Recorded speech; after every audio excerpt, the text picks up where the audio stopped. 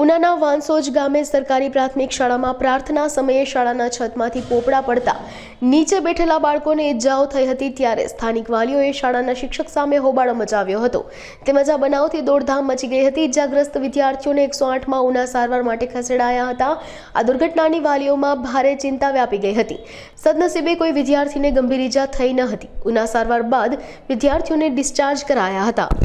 મારું નામ ઠુમર મહેન્દ્રભાઈ Vallabhbhai, assistant teacher, વાસોદ પ્રાથમિક શાળા. સાહેબ, આજે આ ઘટના બની છે, કેવી રીતે ઘટના બની? ઘટના 12:30 વાગે જ્યારે 4 થી 5 ધોરણના પ્રાર્થના બોલતા હતા ત્યારે ડીજે વાગતું હોય ધ્રુજારીને કારણે પોપડું પડેલ છે અને 7 થી 8 છોકરાઓને લાગેલું છે. કેવી ઇજાઓ પડી છે? એમાં 2 ને ટાંકા લેવા પડ્યા છે, બાકી સ્ટીચિંગ નોર્મલ ડ્રેસિંગ આવ્યું છે. આ બાબતની જાણ તમે તાલુકા શિક્ષણ અધિકારીને? આ થયેલી છે.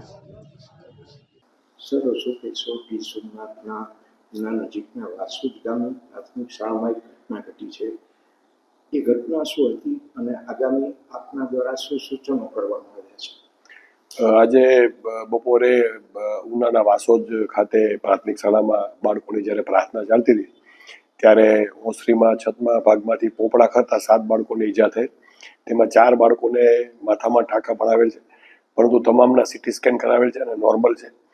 આ ઘટના સ્કૂલમાં રિપેરિંગ ચાલતું હોય, બાળકોને ઓસરીમાં ખાલી પ્રાર્થના પૂરતા રાખેલા હતા, પરંતુ બાજુમાં લગ્ન પ્રસંગ હોય ને ત્યાં મોટા અવાજે ડીજે વાગતા ઉપરથી આ પોપડા પડ્યાનો પ્રાથમિક રિપોર્ટ ડીપીઓનો છે. અને અત્યારે તો આ 4 બાળકો છે એ ભયમુક્ત છે, કોઈનો સીટી સ્કેન એ નોર્મલ છે અને બીજી કોઈ વિશેષ એમાં કાંઈ ગંભીર બાબત જણાયેલ નથી. ખાસ કરીને જિલ્લામાં આવી જર્જરિત શાળાઓ છે તે બાબતે શું સૂચન કરશો આપ? એટલે આ શાળા તો જોઈએ 2011નું જ બિલ્ડિંગ છે અને એમાં જે રિપેરિંગ જે હતું એ પણ એ લોકોએ ચાલુ કરી દીધું હતું એસએસસી દ્વારા. પરંતુ અમે આજે આ ઘટના બન્યા પછી અમારા ડીઈઓ, ડીપીઓ અને આંગણવાડીના પીઓને સૂચના આપી છે કે ભાઈ તમામ ફરીથી એકવાર એનું સ્ક્રીનિંગ કરાવી લે અને ક્યાંય પણ જો આવું ચાલતું હોય તો તાત્કાલિક અસરથી એ શિફ્ટિંગ કરી નાખે. તમારું નામ? મારું નામ દયાબેન. બેન, તમારા છોકરો આજે સ્કૂલે ગયો તો કંઈક પોપડા પડ્યા છે, શું ઘટના શું બની?